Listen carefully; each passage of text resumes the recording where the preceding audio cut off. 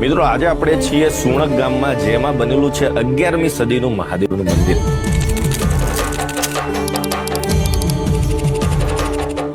મહેસાણા જિલ્લાનું સુણક ગામમાં આવેલું આ પ્રાચીન મંદિર ઊંઝાથી લગભગ 8 કિલોમીટર પશ્ચિમે અને સિદ્ધપુરથી દક્ષિણ પશ્ચિમ દિશામાં આવેલું છે. વિદ્વાનોના મતે આ મંદિરનું નિર્માણ 10મી સદીનું માનવામાં આવે છે. નીલકંઠ મહાદેવ મંદિર નાગર શૈલીની સ્થાપત્ય કળાનું અદ્ભુત ઉદાહરણ છે.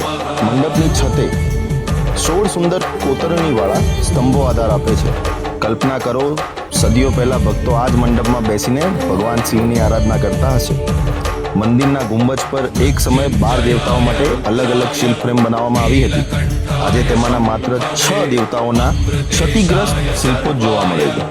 તેમાં ઉત્તર તરફ કાળી, પશ્ચિમ તરફ નટરાજ અને દક્ષિણ તરફ ભૈરવ જેવા અદ્ભુત શિલ્પો આજે પણ આપણે સદીઓ જૂની કળાની ઝલક આપે છે. 11મી સદીના તામ્રપત્રમાં પણ આ મંદિરનો ઉલ્લેખ જોવા મળે છે. એટલે આ માત્ર મંદિર નથી, આ તો ગુજરાતના પ્રાચીન ઇતિહાસનું એક જીવંત પાનું છે.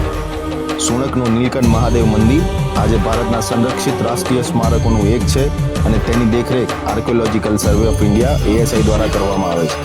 સદીઓ વીતી ગઈ, રાજાઓ બદલાયા, સમય બદલાયો, પણ નીલકંઠ મહાદેવની આસ્થા આજે પણ અડીખમ છે.